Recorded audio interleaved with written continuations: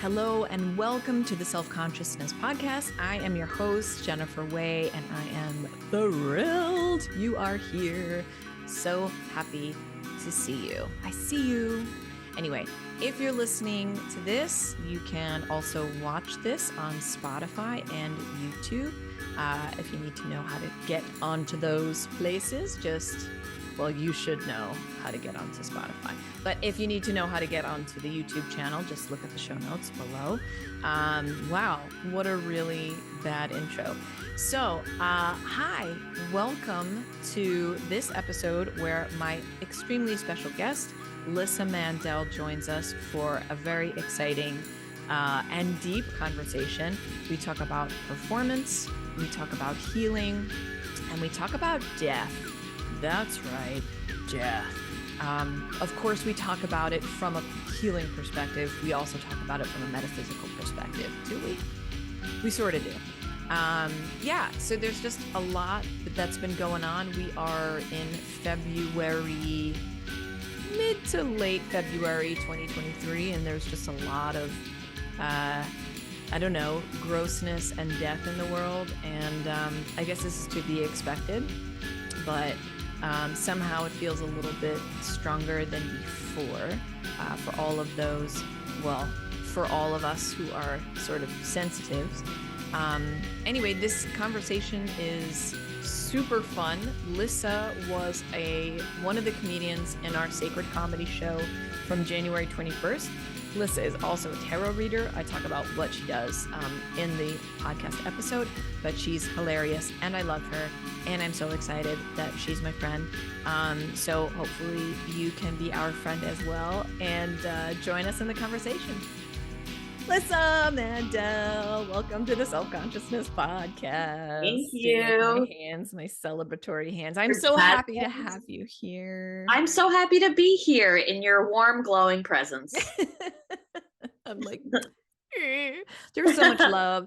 Hey, everybody. Welcome to the show. We've already been talking for a little bit because I fucking adore Lyssa. Lyssa is an actress. She's a comedian. She's a podcaster. She's a writer. She's a tarot reader. And she is also studying to be a somatic therapist. Wow. For the past 3 years. Holy shit. And she performs all over New York City and Jersey, I guess. I don't know. We'll see. Well, that's going to happen now. And Lyssa performed at Sacred Comedy Show, our second ever Sacred Comedy Show, and she was a fucking amazing. And I'm just so happy to know you. And yeah, do you want to say anything? I mean, you really covered all of the bases here. I mean, I do feel like, we are kindred spirits in this way, and we must have met at exactly the right time, and it's just the beginning of it. So. Oh, I agree. Yeah. I know. I think, so we were just having our own sort of conversation, and I kind of was like thinking about the questions I wanted to ask you. And, they're my general questions that I always love to ask performers, because you are a performer and, as well as a healer. And I just love, it just proves my point that the two are inextricably linked. And I think that people need to start associating them together. Yeah. I think so I'm only now beginning to understand that performing could be linked inextricably to healing, but it really depends on how it's being utilized. Because I think that people use performing to get closer to themselves and go deeper into themselves, or to move farther away from themselves and compartmentalize their performer self from their authentic self. And they're super different paths. And this is just a lesson that I'm learning, like, very specifically right now in the last couple of weeks, because I always thought that people who pursued performing are naturally like me. They wear their hearts on their sleeves. They're super vulnerable. They have big, deep feelings. But now I'm beginning to see that there are actually many people who would rather not have those big, deep feelings, and performing is their societally acceptable excuse to wear a mask. And I couldn't wear a mask if I tried, Jennifer. That is such a it's almost like I'm just getting the picture of like the drama mask, like the happy and the sad mask. And it's Mhm. like, sorry, it like totally explains those two paths that you're describing in Mm, a way, because I've always felt like we have distorted performance in our society, and we have just pulled out this meaning that it's similar to how we have taken healing away from healers and given it to doctors and like pharmaceuticals, mm. where we've kind of created and commodified entertainment and performance to benefit select few, and Sure. to also, just as a business, and I know we kind of shit on business all No, the but time. everything has been commodified. And the thing is, it wouldn't be bad if it were balanced between like commodified and still it's using its original purpose, which is to heal or to help understand. Yeah. But it doesn't. There's been this split, Yeah. right? So now it either makes money or it's completely useless and valueless, Yeah. you know? Yeah. And that's, sorry, everyone getting to see me pick my nose. That's what I love about, that's what I really wanted to kind of prove in sacred comedy, that, performance just doesn't need to be this distraction or this kind of like escape. Quite the contrary. Exactly. I want it to We be an can dive deeper. engaging. Yeah. Yeah. I want it to be engaging, and I wanted it to be, I mean, I think like you were saying, like performers a lot of times, and listen, I don't think anyone is perfect. I don't think anyone is bad out there. I think we all come to this point from time to time. We just live in a society that's predicated on being accepted. And Mhm. so a lot of performance is about like, they accept me, they love me, or that kind of like, this audience is validating me, and Right. I'm here to like get their attention. And, we always shit on attention, especially women wanting attention, but like, fuck it, take all the attention you fucking need, because like we deserve the attention. But at the sacred comedy show, it's more about sort of like working with the audience and the energetics of the audience, and kind of finding a way to connect with them. And I think that happens in regular performance, I think, but I'm trying to distill it down and kind of extract the natural essence of it again. I don't know if that makes sense. Yeah, I so appreciate that, and I think the container that you've created for it is really solid and beautiful and grounded. And because I've seen other attempts that have been kind of sloppy to bring these two things back together, but what you're doing is like you're using these like mm, advanced like businessy like tenets and applying them. It's like you're giving a solid container to a really mushy substance, when usually that mushy substance is just kind of going all over the place, you know? Um, and Thank you for saying that, because it's like yeah, exactly how I've described it to people. I'm like, I'm creating the container, and I want the structure of it, and then I just want it to be this flowy thing to totally. ooze and like be whatever. Now it sounds like a sore, but No, this like, is where we're the same. Like, I want to do that too. I want to create the space yeah. and curate. You know, I'm not exactly sure what's going in there, but I want to make the environment hospitable to that kind of vulnerability, openness, transformation, and healing. Yeah, I can't do it alone. I can just like open my arms, and somebody's got to come in. I'll come in. This is what I like, honestly. Like the warm and squishiness is like what I've wanted and what I've kind of craved. I mean, I've craved it for myself, because let's Yeah, be honest, like we all want good squishy friends, yeah. that we meet one night and we're kind of like, yes, yes, yes, instant, and yes, and whatever. you know but Mhm. I think like you've taught me so much, just in terms of performance and what it can be, and kind of even your just how you approach everything. And I have to say, like, I just really love your approach to everything. There's a sweetness to you. There really is a sweetness to you. There's an intelligence to you, like, without question, that um you know, and watching your comedy, I was just like, I fucking love it. Like it just am like, it drives me crazy how funny it is. And It takes one I to know one. would you say? It takes one to know one. Yes. Sorry, everybody. We'll talk about other stuff too, besides just gushing over each other. But I mean, so one of the things that we were talking about that I was like, this is not going to be a segue. So you guys know better than to expect like a smooth segue. We're just going to shift gears right away.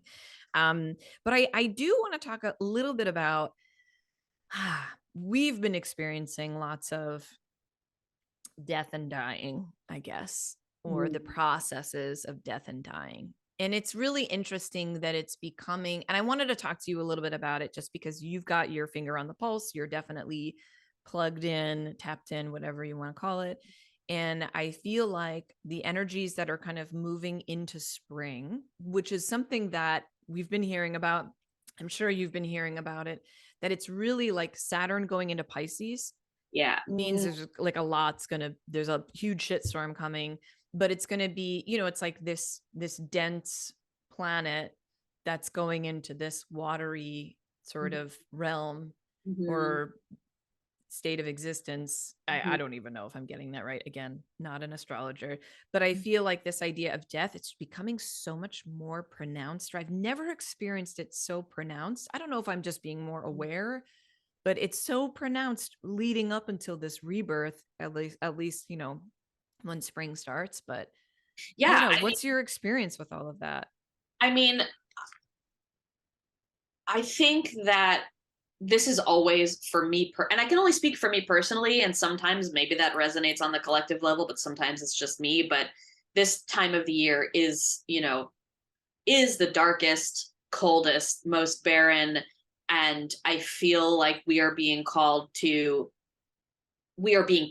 to let everything die that needs dying. And that doesn't just mean people, although you and I are both sort of on the threshold of important people in our lives, like looking over the edge of their mortality.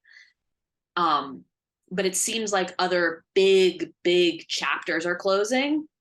And I feel so lucky that I know a little bit of an understanding of, cycles and also of astrology, and that, yeah, Saturn is one thing, but I can speak more to Pluto, which is the planet of death, rebirth, and transformation, like on a grand scale. Yeah. Pluto rules Scorpio and all of that scorpionic energy of like So happy turning you know over the about this soil. stuff. Go ahead. And it's about to move into Aquarius, which is, so it moves really, really slowly. So it's about to be in Aquarius for 20 years. And Aquarius is the planet of collective consciousness. It's humanitarian, it's innovative, it's technology, it's electricity. It's ruled by Uranus. It's the planet of rebellion and revolution. I'm an Aquarius rising and moon, so I feel lucky to know that, like, yes, we are on this big precipice, and I am here for what it's bringing. And truly, like, the past several years, I mean, with COVID, with everything happening, like, it's clear we're in a dying process. And on a personal level, it has been excruciatingly painful, has almost killed me once or twice. And on a collective level, when I zoom out and like just observe it, I'm excited about it because I know this is this huge gust of fresh energy coming in. Even if it doesn't feel good or benefit me personally, it is going to benefit the planet eventually. Whether that means without humans is another story. But I feel like I'm able to hold both some days, and some days not. Some days I'm a fucking pile of rubble on the floor. Sorry to curse. Can I curse? No, yes. Okay. Yes, please. Highly encouraged. That was just the way you explained all of that. Yes, that makes so much sense. And I didn't realize that about Pluto. Yeah, I know it, like very, very like topical. And I did hear somebody say that there would be, like one of those predictors towards the end of last year, basically saying that there would actually be a lot of people leaving the planet. Oh, wow. Around this team, Oh, around this time, wow. teaming with death. No, Wow. but yeah, I mean, that makes sense with the earthquake, and I'm just kind of like, okay, It's it's so crazy. hard not to, I recorded an episode a couple of months back called like Revelations on Fear. Hmm. And I was talking about this idea of kind of like contracting and expanding, and that in the contraction, I guess when we're feeling that fear, what can help is sort of questioning why we're contracting or understanding it. But it's like, I was thinking about that this week, and I was like, yeah, that doesn't fucking help, because I'm like, all this shit that's kind of happening around my personal life, it's just kind of like, yeah, nothing helps, because I guess I've tried in the last 4 or 5 years to avoid grief. Um Huh? and grief, I feel like, is such an unexplored emotion, at least personally for myself, because I literally became psychic because I wanted to talk to my mom after she died one day. Wow. I didn't know that. Yeah, like, I was like, one day my parents are gonna die, and I want to know that I can talk to them afterwards. And then when it Wow. came time for my mom to pass, I mean, we had, fuck cancer and all, but at least it gives you some warning. It gives you, at least, it's not like an instant. Oh It God. Yeah. sucks, and it fucking makes people suffer. Like, the suffering and the pain that comes along with cancer is, not a good thing, but it does give you some time to wrap shit up and like Yeah. say your Yeah. goodbyes. And I think I was very much like, oh, I'm totally gonna be like psychic and like talk to my mom after she dies, and like, it's cool. Whatever. How's that working out? Oh God, no. It was like, I couldn't, well, after she died, I was like hearing her all the time, and I thought I was going crazy. And I had to be like, Wow. yeah, I had to be like, Mom, I need you to just stop, because I feel like I'm going crazy. And looking back now, it's been about 5 years, Mhm. and we're just under 5 years.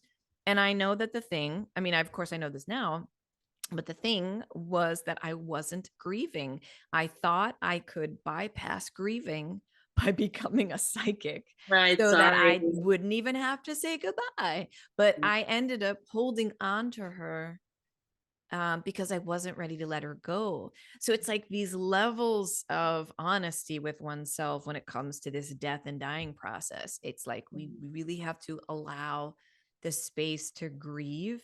And I think it comes along with the processing of our emotions, and how, like, sometimes we just shut it down and Yeah. we don't want That's to a process survival it. mechanism. Yeah.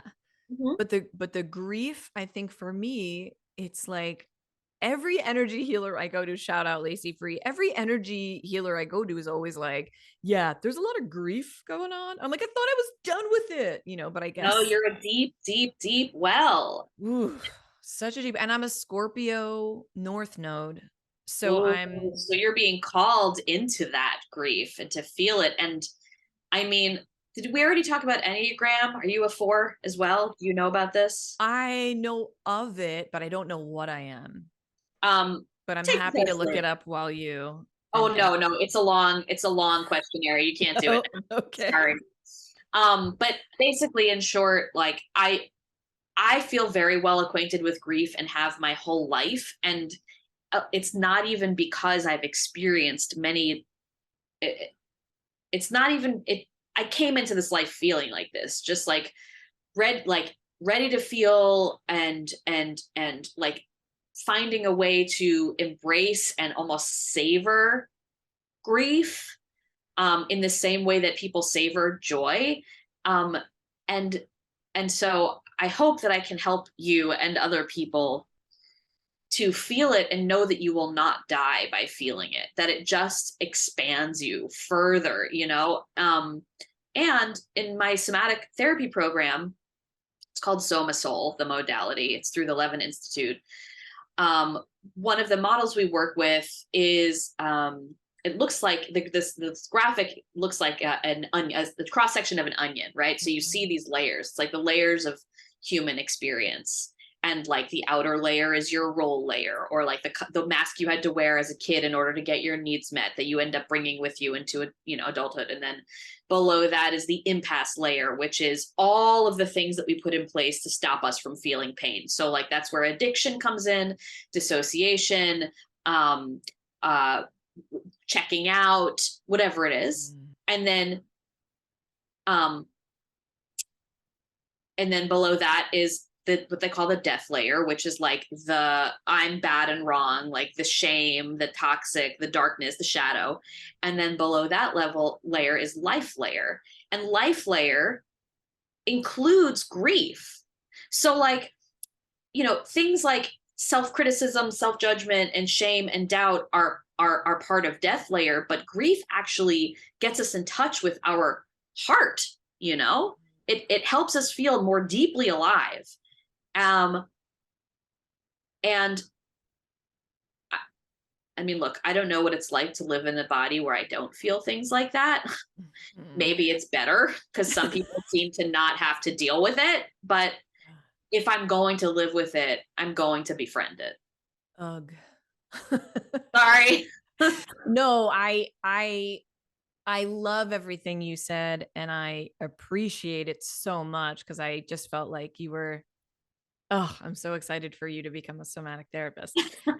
Because it's like, it's really perfect. And just the way that you discussed that was really helpful. I hope it was helpful for everybody listening, because it was definitely helpful for me, because it's like, as you were saying that, I could see the grief layer and then the like life love layer. And I was like, yeah, they're not touching right now. Like, and then I was just thinking to myself, how do I connect those two? And it was almost like, kind of threads, so I'm like, okay, hearing you talk about it and hearing another perspective of how someone actually experiences grief and how it's really just kind of, I mean, I think at least for my recent experience, it's like I can feel the sadness and the grief, and I can really allow that emotion to come through. But then the next day, there's like that part that's just like, okay, processed. And then I'm not going to think about it anymore. So it's like, I do feel there's this rush to kind of disconnect from it, And that's okay. Like it's titrating, like it's just little bits at a time so that we don't burn ourselves out. And that's why things like therapy exist, so that there is a safe container that has an end point where you can walk into the space and be like, okay, I'm here and I'm ready to listen to whatever's here. And I'm safe because somebody's going to call time at the end of this and I can walk away and like go about my life. Not that the grief isn't there underneath the whole time, but there are these little pockets of time that make it safe to just sit with the feeling, Yeah, that's helpful. Of course, now I'm thinking like, is there any, do you know of, or can you think of any examples of good comedy that addresses grief? Oh my God. I mean, Mark Maron, number one. Oh yeah. I was watching Mark Maron yesterday, and I was like, it brought me down. I was like, I'm turning this off. Because I was like, I love him normally, but I was like, yeah, this is just making me even more depressed. You have to know, it's like sometimes you're ready to listen to Fiona Apple and sometimes you don't have the space for it. That's true. You know what I mean? Yeah. And it's the same with Maron. Like I've seen him live a couple of times with my friend Nora, and we're both these like, curly headed Jewish women in New York who are like, this man is speaking our language. But it felt like being in a room with family and we're all holding it together. We're all holding the bigness together. And so some people might not even think Mark Maron is comedy. Like he's just talking about heavy shit with a funny voice. I don't know. But like you don't have to force yourself to be with that shit. Like even if it's comedy about grief, maybe you just trust your body. It will tell you now is a safe time to feel this, and now is not a safe time to feel this. Yeah. I'm sorry, did I get off the topic? No, that is on top. It is on topic because it's like, like how to deal with grief. It's like, I feel like I have so much to say about this stuff when I'm not in it, and then like, almost like, thinking about my friend who's experiencing so much pain right now. It's like, I know that when you're in that much pain, you just like, you can't escape it. And it's Yeah, not, and your mind can't really escape that pain right, because right, it's just like, you're going to be living with it. And there's just, no painkiller is going to really right, work that well. And when they do, you become addicted to them. So, right, right. but like, so Hello, I'm just kind of Clonopin. like, he's holding this and he's sort of, experiencing this excruciating pain. And I'm kind of like, okay, yeah, what can I do to like help relieve that pain? Right. And it's just, and there's just such a stuckness, like there's just such a feeling of stuckness. And I know that that has to do with my own attachment to him as a person Of and course. to our friendship. And I think, and that's the other thing, it's like, what do you think about sort of, the sort of Buddhist principles of like non-attachment and things like that? Do you think that's helpful? I mean, I think I've dabbled in so many things, and I I admire, like, for instance, Thich Nhat Hanh, and people who practice non-attachment as an entire life At purpose. first, I thought you were saying Tig Notaro. She might be Buddhist too. And I I don't was know. like, oh She is a yeah, her great comedy is comedian. great Yeah. for cancer. I know, Yep. right? Yep. Um, Yeah. I I have a hard time with non-attachment because I can't. It's either like I'm feeling it or I'm dissociated. And I don't think that non-attachment and dissociation are the same thing. But are they? I don't know. Yeah. Like, is it all spiritual bypassing, or are you really, when you do a full body scan, are you at peace in every cell of your body? Or are you just pretending you're not? I don't know, but So I, hard to, I can't. yeah, it's really hard to, yeah. And I, I'm always like, I'm very like, I guess my perspective on Buddhism, and again, this friend in particular is Buddhist, so or has studied a lot of Buddhism, and so is putting a lot of that into practice. And it's kind of like, I'm just trying to kind of find inspiration from it, but I also want to add the layer of like, I think, not being attached is important. And I have reasons for that, only because when my mom passed away, my attachment to her and my not being ready for her to go yet, because I wasn't like, that was a true feeling I was having that I was pushing down. But Mhm. that sort of attachment to her is what kept her around for about a year after she died. And I think it's normal for souls when they're in transition to just sort of be held back a little bit. I mean, that's what earthbound spirits are. But I knew she had like a lot of work to do, but I knew she was hanging around, even though I was like, shut up, because you're driving me crazy. But I had a moment with her and another spirit that I had been working with, and the messages that came through were really powerful. And it was like, and they were like, don't feel bad about this, but you're kind of holding her here, because I was like, she's attached to me. But it was like, actually, Oh. actually, it's not just her who's attached to you. You're kind of attaching to her. But they were Mm. very like, loving about it, like, don't worry, it's normal. Sure. And I was like, ah. And but it was a great lesson, and I was so grateful for that lesson, that like, oh, so when that happens, like when people transition, we can actually, the people who know them and love them in this lifetime, can actually keep them here without meaning to. And I Interesting. don't think that we would have so much control to like keep a spirit here when they, didn't, Mhm. but I didn't. So with this friend, for when they pass, I'm kind of like, I'm trying to be very careful Cling in that way. not to cling in that selfish way, like I want him around for me. Right. Because it's like this, I've also learned through my mother's death, I was like, okay, this is how it's gonna go. It was almost like I was organizing an event. Sounds like you really set some really purposeful intentions around it. Oh, I mean, I'm a fucking triple Gemini. Like, I'm always thinking about it. Like, Yeah. what's it get? Like, I'm like, this experience is going to be, I'm like, let me just work it out in my brain. And I'm a Pisces moon. So it's like, I'm like Gemini rising, Gemini sun, Pisces moon, Venus and Gemini, like everything is. Yeah. And I was just so curious about the experience and really trying to get ahead of it, Yeah. and Yeah. Well, yeah, but that's the thing. And maybe that's a big lesson in all of this for you, is that what would it be like to not try to control every aspect of it? What would it be like to experience grief as a spontaneous roller coaster, as opposed to something that you are sure of what its shape is, that's you like know? so scary to me.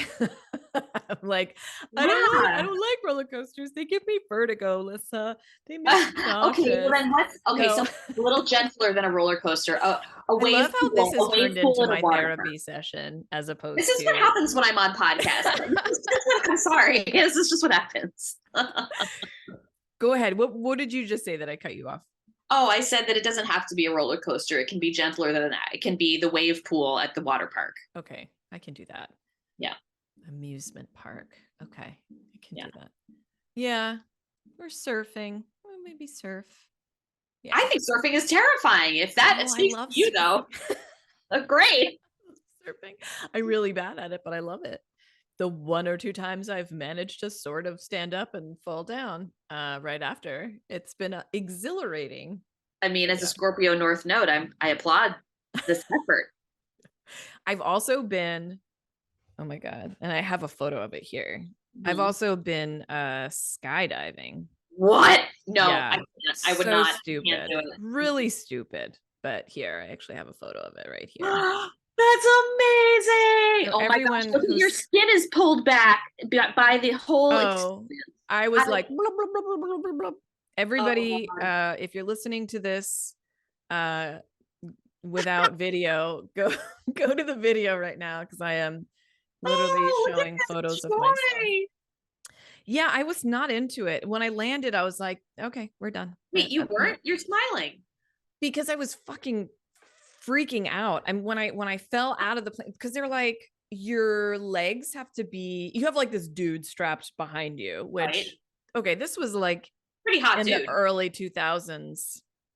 So, I mean, I'm sure there was shit going down that like before Me Too and everything. But anyway, Oh, yeah, but yeah, like yeah, yeah. they basically, you're in a plane with like your three other stupid ass friends who were like, we're New York City people, like we're bored, we're gonna go to New Jersey and jump out of a plane and then smoke Oh. weed after when it's illegal, thank you very much.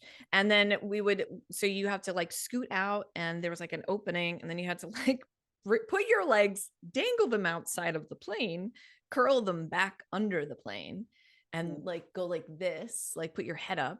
And then they just, you fall out, you just fall forward. Of course, you have to sign your life away. You Yeah, know, of course, speaking of of course. death, it's like, you're gonna, if you die, don't sue us. Yep. But obviously that's just a fact of life. But when I came out, I tumbled, like did a freaking like tumble, whatever, and like full circle. And my stomach just went into my fucking Yeah. brain. And I was like, bah! It was not, that was not pleasant. But then when we were like in the moment, it was, yeah, it was really cool. I mean, like your face is, flying You're and going so fast. so Like, fast. how many people do that and like die by heart attack? Cardiac arrest situation. It's, I think you can only do that stuff in your 20s because you're just so stupid. No offense, everybody. But like you have no concept of life. And if you're someone in their 20s who happens to have like no real concept of life and death, you're just like, oh, it's fun. It's like this, whatever. It was like it was the early 2000s, late 90s, early 2000s, when like, everything was extreme. Like it was Oh yeah, like that's like when accepted. Jackass was a thing, and Totally. yeah, yeah, yeah, yeah, yeah. So stupid. But Yeah. I had a list of things I wanted to do before I die. And this list I made before the term bucket list was even invented by that stupid movie. Wait, I'm like, I thought bucket list was the term that's been around forever. It was invented by that. I felt like I had never heard the term bucket list. Oh my God. That's Our awesome. Saint Anthony Bourdain. My cousin got me this candle, so I'm gonna light it now. I meant to do it before we started. I think that's a great idea. I have one lit as well. Let me see. Bucket list. Let me look it up. Bucket list origin. I thought it came from the movie because I'd never heard that phrase before. Yeah. Popularized by the 2007 film The Bucket List. Well, popularized, but not coined. The term was used in 1999 by American and British screenwriter Justin Zackham in his screenplay for the 2007 film Bucket List. Oh. Wow. Yeah, totally only came from that movie. Wow. Okay. Justin. Whatever. But well, it was just like, yeah. You were picking that up in the zeitgeist or in the ether. Yeah, exactly. Yeah. But like, it was like singing a band, which I never really did, but I kind of like a friend's band was like, we need some backup singers to come rehearse with us. And so we did that for like one studio session. I was like, okay, done. Yeah. When I was a senior in high school, I did this because of course I was like a singer, actor, and all that stuff. And there was like a senior showcase thing, talent show, whatever. You could do whatever you wanted. And I had friends who were in a band. I wasn't, but I got them to be my backup band, and I sang the Lisa Loeb song, Not Stay, Do You Sleep? And I wore this like pencil skirt and these like silver chucks and my dark rimmed glasses, and I just felt so cool. Oh my God. Yeah. I want to see a photo of that now. I don't know if there is one. I don't know. Silver chucks. That's hilarious. And did you know silver is the color of the Earth's energy when you're drawing it up from the center of the Earth? No. Yeah, silver. I used to get silver nail polish on my toes and then gold on my hands because it was like this is more the golden light and that's more the silver. You should have been painting gold on your head. I will once I lose all my hair. I'll just yeah. I didn't know that. I always think of Earth energy as being green or brown. Yeah. Interesting. I mean, that came from like a shamanic energy mastery class that I've forgotten pretty much 95% of. I never remember anything from those classes. So it's because you don't need to. So your brain is like, thanks. I know. Thanks. Bye.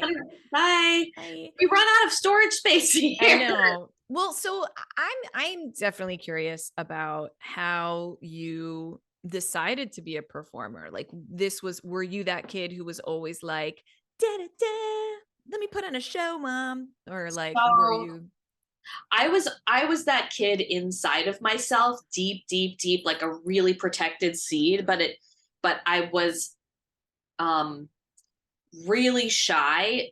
I mean, no shade to my parents, truly none, because I love them and we are good and we've done a lot of healing and we're very different people. So my mother's a Capricorn, I'm a Sagittarius. And whenever I tried to share something performy, or like when I went with her to something performy, I would just hear her judging. Because for her, being in front of an audience is her worst nightmare. Don't even take a picture of her. And for me, every cell of my body was crying out to be seen. So in the meantime, when I was growing up, I was a writer, prolific writer. But I didn't actually, and I was in dance classes and every year we had a recital, but that wasn't quite the same because I wasn't speaking my truth on stage. You know what I mean? Which is the ultimate. And when I was in 6th grade in English class, Mrs. Dillon was our teacher. We at Halloween, I remember she turned off all the lights in the classroom. So like there was the windows, but it was otherwise dark. And she set up this little campfire with like, red and orange construction paper. And we all sat around it and like told ghost stories or whatever. And that was the first time that I felt, I don't know why I did, but I felt safe enough to like really give like performance energy as opposed to being a little mouse. And I remember Mrs. Dillon saying, "Oh, well, we have an actor here." And I was like, "What are you talking about? Like, I'm a writer, I'm an intellectual," in 6th grade. Um, but then it was like kind of this like little precious jewel of desire that I held really close until when I was a freshman in high school. I auditioned for the student directed one acts, which usually freshmen in my high school didn't get cast in anything. Like that's only for upperclassmen, but it was an open audition. It was in the auditorium, classic high school auditorium. The directors were seniors, and it was, you could bring in anything that you wanted. Like they didn't say monologue. It could be, you could, recite like the lyrics to a song or like quote your favorite movie or whatever it was, just a few seconds. And so we went up one at a time and did this. And I was wearing these forest green suede clogs, wood bottom clogs that I still have, and my big heavy pea coat with like the collar popped up. And I walked on stage and I quoted the vice principal from the Breakfast Club, Vernon, you are going to write an essay of no less than 1,000 words describing to me who you think you are. And when I say essay, I mean essay. And so I did this little speech. And then the way they would run these auditions was then they would be like, "Hey, could you do that like a game show host? Or could you do that with an Australian accent? Or could you do that like you're really sad or whatever?" So they have you run through a few things. And I did that. And I remember feeling like my whole body was just pure electricity because I had never spoken on a stage before. Yeah. And afterwards, some of my freshman peers were like, "Oh my God, Lyssa, like you have a voice. What?" Like they were shocked about it. And I was like, "Yes." And I got cast. I was the only freshman to get cast in one act. Oh my That was it.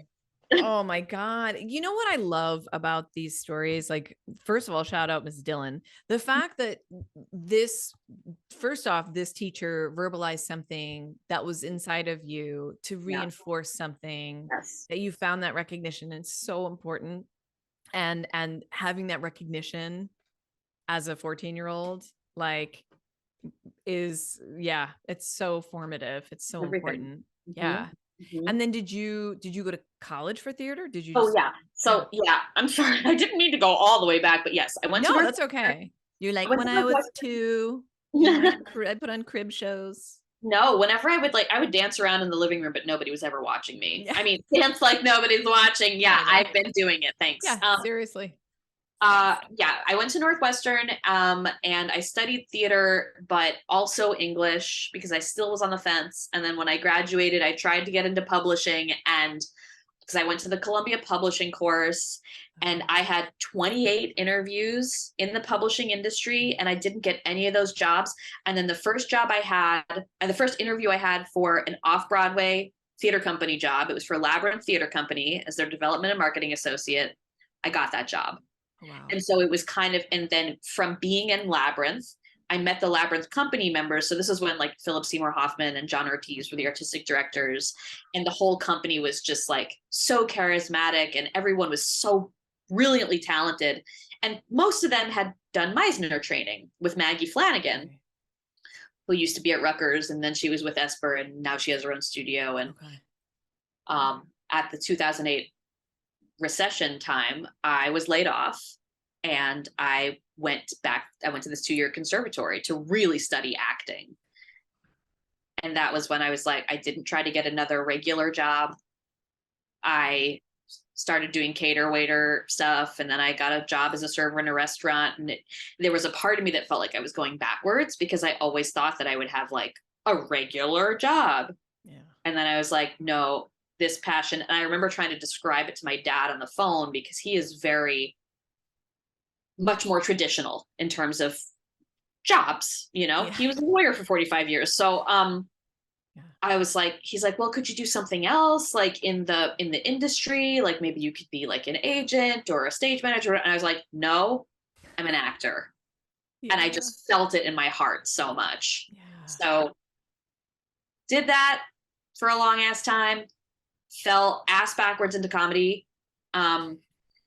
I was like a serious actor. I was like Chekhov, Shakespeare, like the beautiful, damaged, whatever. But then you look at my face and like my curly hair and shit, and like my face is funny. And I hadn't embraced it. And I never, ever thought I was funny. In fact, I remember having a conversation early on when I first started doing improv with this guy, Joe, who was in my class, and he was like dabbling in stand-up comedy. And I was like, and we had a fight about which was better art, poetry or stand-up. Isn't this so funny? Like that's how so you have snobby. What a snobby conversation. I know, but like I claimed my snobbery. I claimed from jump. And it's just funny to look at it in hindsight, because now I'm like, oh my God. I mean, you can't compare them, obviously. But like the way I devalued comedy in general, like I had no business with that. So it was a surprise to me when I got into it. Yeah. Okay. That's fair. That's interesting. Yep. Yeah. Coming from the place that you were coming from. Yeah. And then just going like, oh, I'm really just going lower, aren't I? I'm just stooping down. Well, it was like people would say, hey, why are you in comedy? And their answer is, I just love to make people laugh. And like, that has literally never been my reason for doing comedy. For me, it's like to hold up, to like talk about the truth of who I am in order to hold up a mirror to everybody else. So that like comedy as the gateway to therapy is always how it's been for me. I love that. Oh, that makes a lot of sense. I think that, I mean, again, they're related because it almost comes back to the healing aspects of comedy. Yeah. Okay. So coming back, everybody, we just had a long discussion about stuff that I'm just going to spare you because it's all stuff I've talked about before. But we did get into a little bit of like past life stuff but go ahead. You were starting to say. Oh, I was going to say, and I don't want to like turn people off of me from saying this because I'm not whatever, but like, I think that I might be a reincarnation of Ayn Rand. And I have reasons for that. Not least of which being that she was a Russian Jew who completely like ran away from that and like had this intense need to climb a ladder as a writer and really be recognized as legitimate. And my before I even got into astrology or tarot or anything woo at all, like I came into this world super skeptic, judgmental, critical and self-critical. Thanks, really Judaism. Driven. Yeah.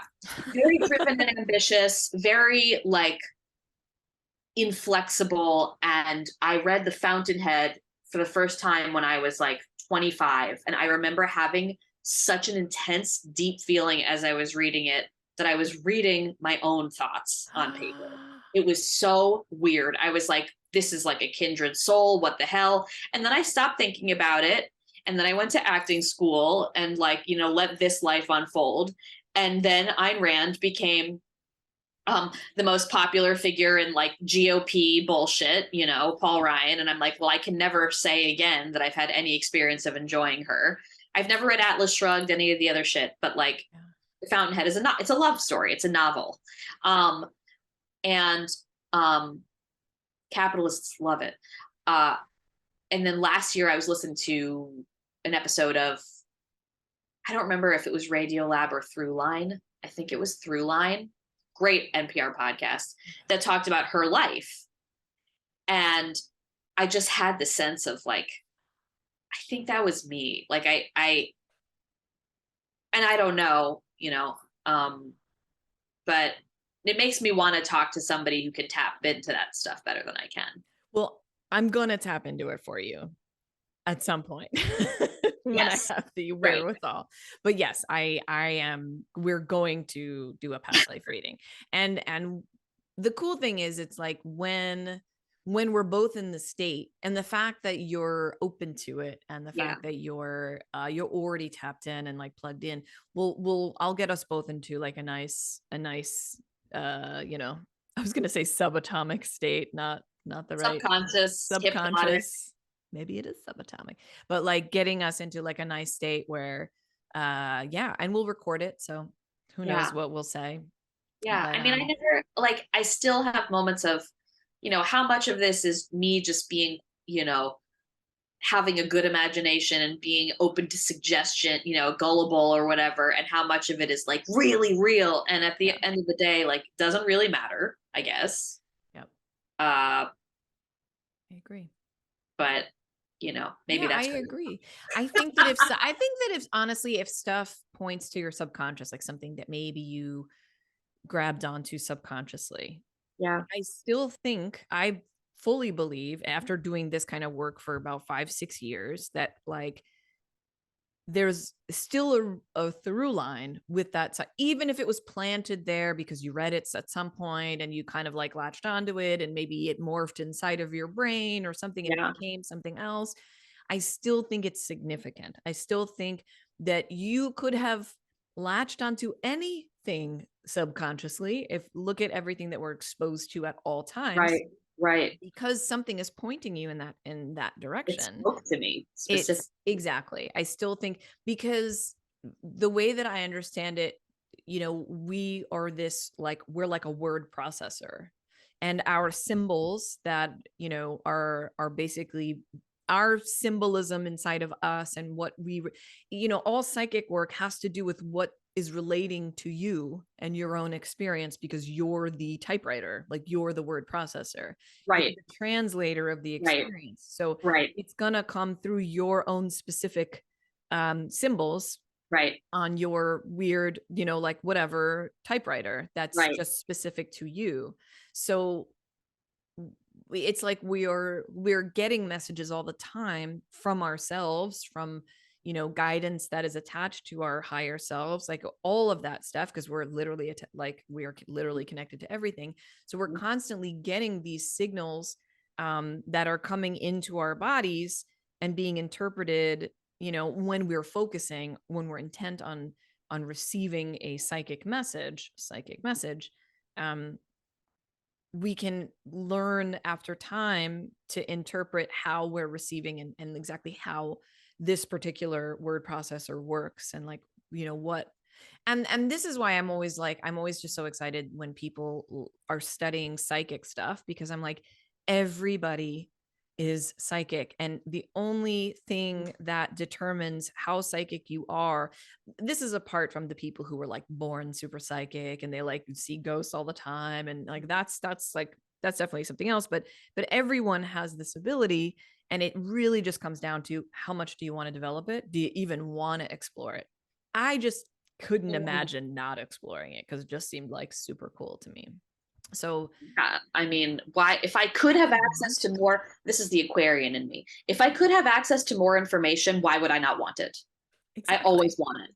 So I love Aquarians and Sagittarians. Like, this is perfect for Gemini. I know. Yeah, I don't think I realized that you were a triple Gemini, or I didn't concretize it in my brain, but now I'm like, oh yes, of course, we're going to talk forever until we're dead. Oh my God.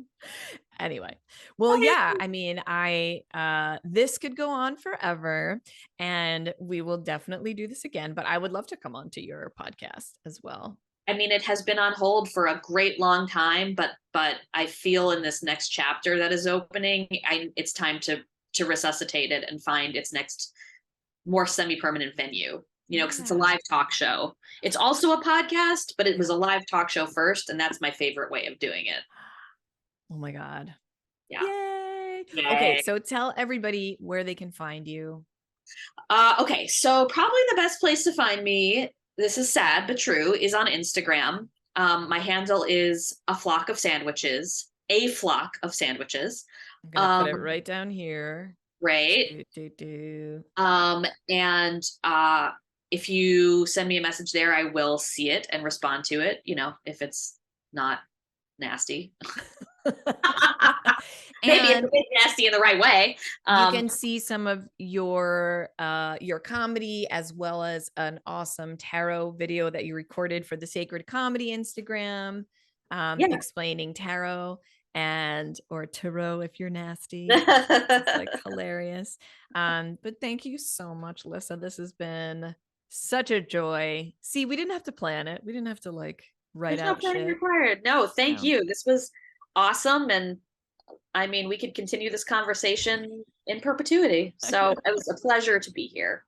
Thank you.